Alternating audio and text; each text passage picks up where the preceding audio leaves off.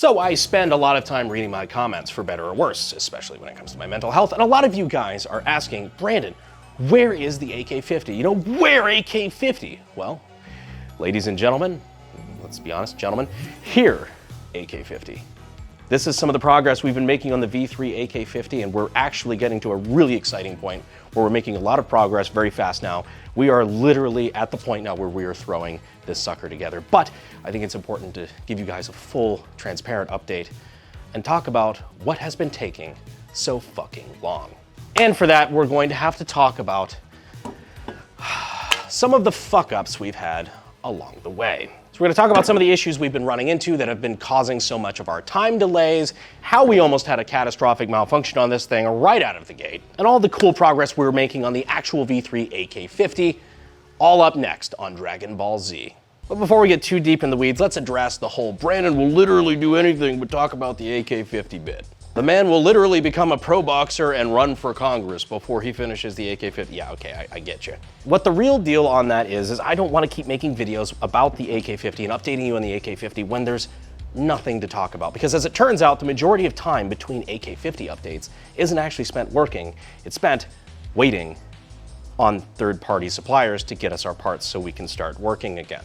And unfortunately, and a lot of what we've been struggling with in the last year, is having suppliers who actually build our parts to spec. And we have gotten lucky. There are plenty of chads, like titans of CNC, that have been just absolutely knocking it out of the park with just grade A parts. The whole crew over there are just absolute masters of their craft, and it shows through in the parts that they've delivered. They've genuinely been one of the best partners we could have asked for as far as help on the AK-50 project. And as a bonus, they're also based out of Texas. So, you know, extra kudos. But we've also had other suppliers that have not been that great. This, as we pointed out before, is our old AK-50 Handguard.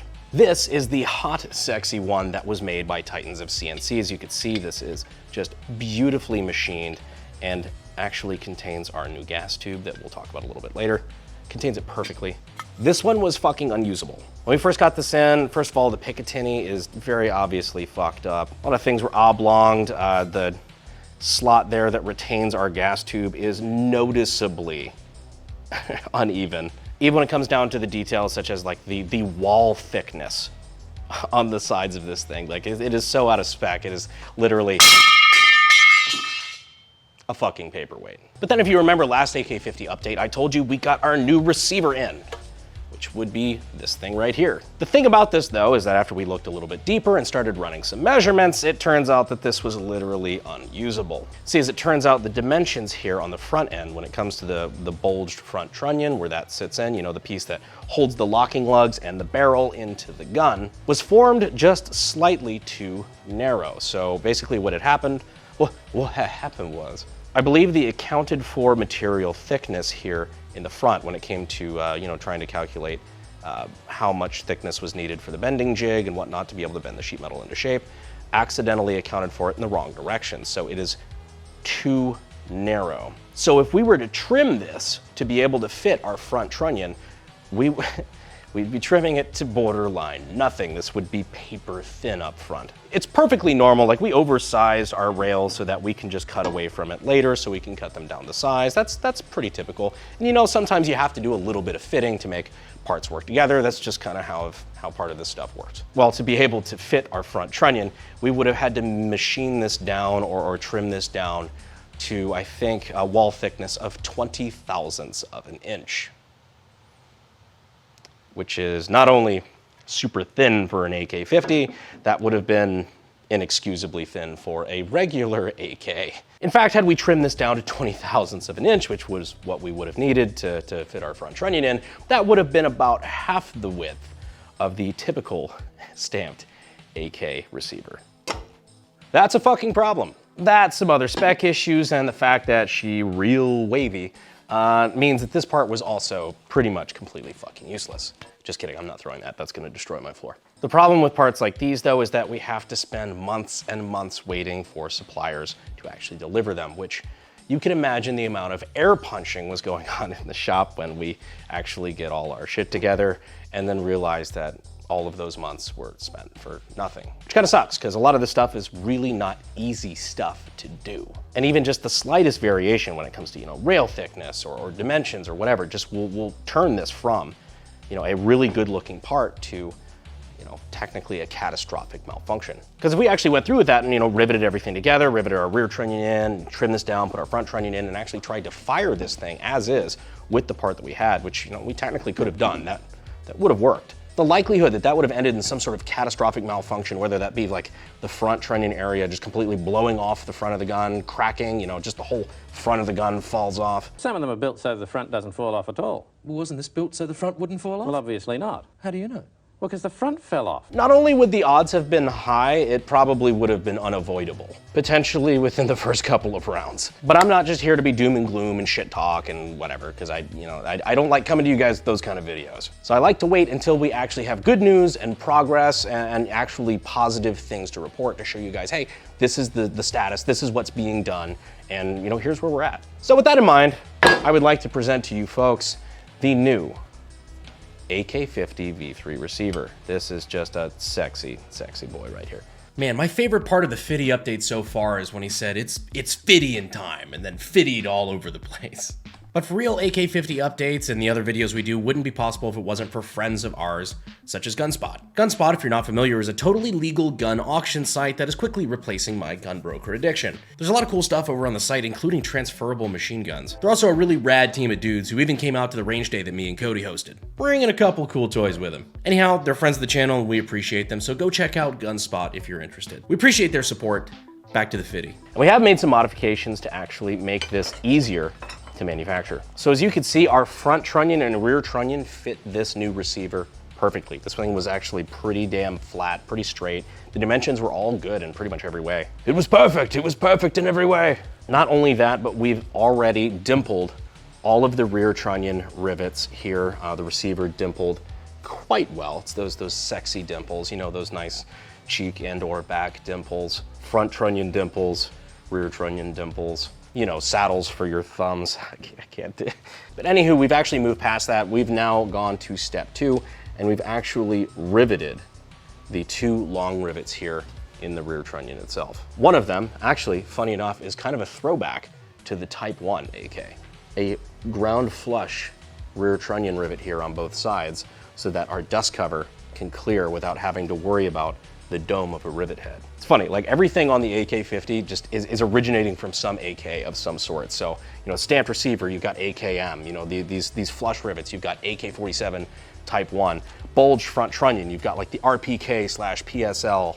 The hinged piston, you've got the PKM. Bump rivet, you've got the 100 series, the new AKs. It's just, so much of this stuff is just borrowed from other AKs of all sorts over the last 75 years. And to me, it's really cool. I'm sorry, I nerd out when I talk about this stuff. We've also riveted our little center support here as well. The dome on this rivet looks perfect. We don't have the tool that we're going to use yet for crushing the short rivets. We had to have something that really isn't something we had in the shop just yet, just because we haven't really had a use for something crushing rivets that big. So that's why the front trunnion rivets are also not riveted yet. We've still got to trim the backs of those rivets and then crush those flush so they're out of the way, so that our fluted barrel can be then threaded into the front.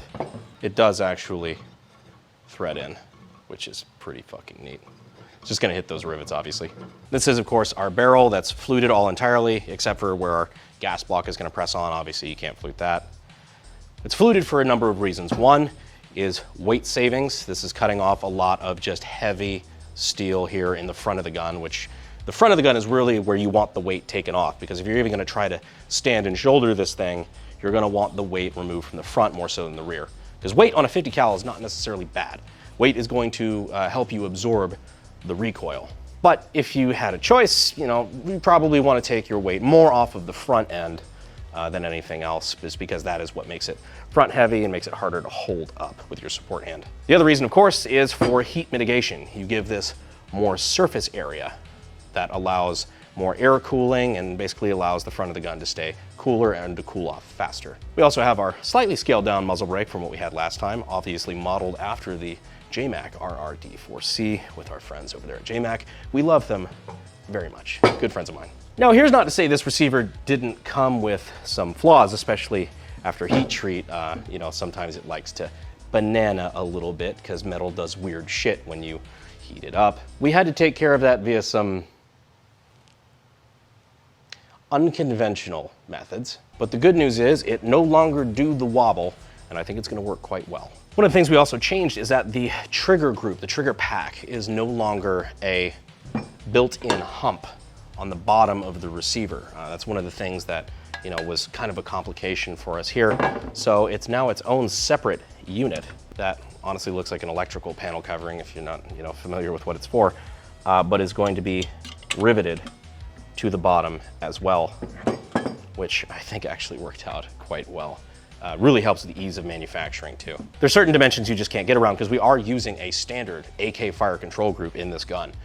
So there's a certain height issue with the way the bolt carrier is, the way the bolt carrier sits, the bolt and the bolt carrier move through the receiver to pick up rounds. You know, there's a certain height that you need for that to interface with the chamber, but that also has to interface with the fire control group to be able to reset the hammer but not go too low and jam up the entire fire control group. So we did need a little bit of a lower hump here, and I think this was a really smart way of going about it.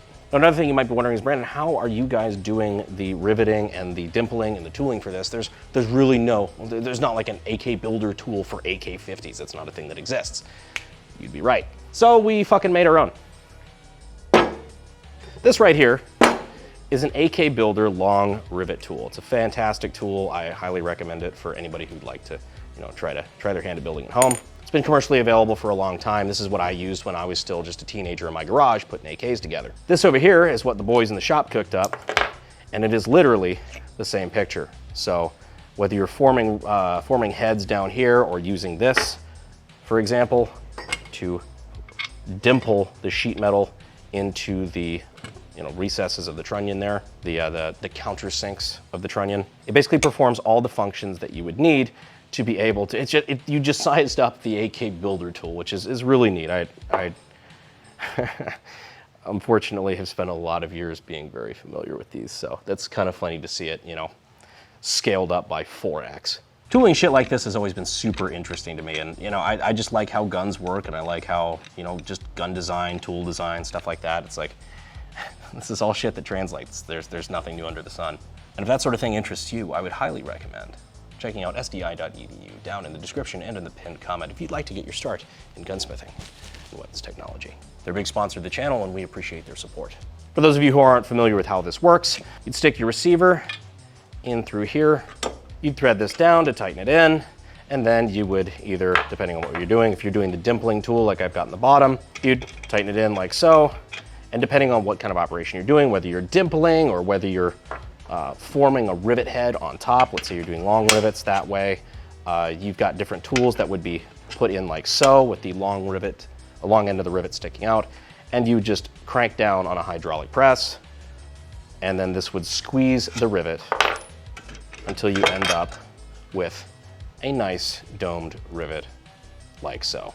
So this is the tool that can both be used for the dimpling of the receiver and for the forming of long rivets. Dang all AK, man. So the other cool thing that, you know, we've been able to play with since the last time we talked, the Handguard.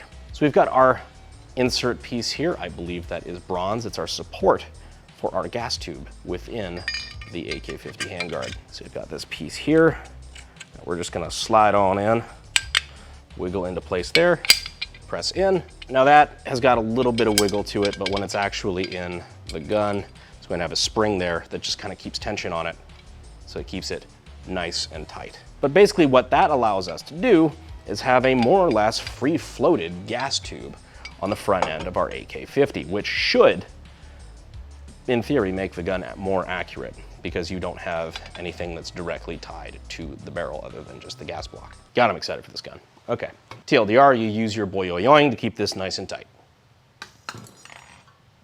Science. So, big burning question. What's the time frame looking like on this bad boy? I know we've got a roughly 3-week lead time to have finished and heat-treated parts on some of the other parts that we need to have remade, such as the lower rails. Our custom axis pin retainer, because we kind of have custom axis pins. We're also waiting on the tool to be able to form the short rivets on the front and rear trunnion. But aside from that, there's nothing impeding us from finishing this gun relatively quickly. That's the frustrating part, of course, about the entire AK-50 project, is that it's a lot of hurry up and wait. There's a lot of waiting on other people involved. But what I can tell you confidently is that once we get the parts that we need and it's time to start working on AK-50 again, everybody in the shop just has it's just a magical lifting of spirits. We all enjoy actually getting to see 50 progress happen. It just happens in, it's long periods of nothing, and then it's a lot of stuff all at once, and we all just get this it's a magical mood. So big thanks to Zach, Josh, and Nick, the boys in the shop. They've been doing a fantastic job helping out on the AK-50 project, and really they're the stepfathers of this project. Also, shout out to all of you guys who have been doing fan art on the AK-50. I know like the thumbnail that we use is actually somebody who did their own, I guess, take on the aesthetics of the AK-50 on ArtStation. I've been seeing a bunch of like ArtStation, DeviantArt, bunch of different stuff that, you know, I'll look up AK-50 every now and again, trying to look for like one particular, you know, thumbnail I did years ago or something. And I'll see more and more fan art every time. So, you know, just letting you guys know, I see you, I appreciate you. And some of you guys are remarkably close. It's a little weird. You better not be fucking Chinese spies. I mean, like, in the sense of you better not be Chinese spies, not fucking Chinese spies, like, you know, Congressman Eric Swalwell. So yeah, that's where we are with it, and I am really, really fucking excited to get the rest of those parts in so we could throw this sucker together and test fire this gun again. We haven't had an AK-50 test fire in a good while. Obviously, we had our other prototypes.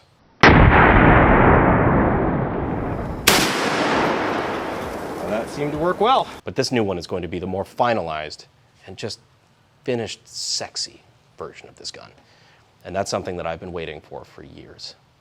So it's exciting to have it this close. So anyhow, that's where AK-50. So as always, I appreciate you guys staying with me through my autistic ramblings to the end of the video. And as always, I will see you sexy YouTube mother lovers next time. Thanks.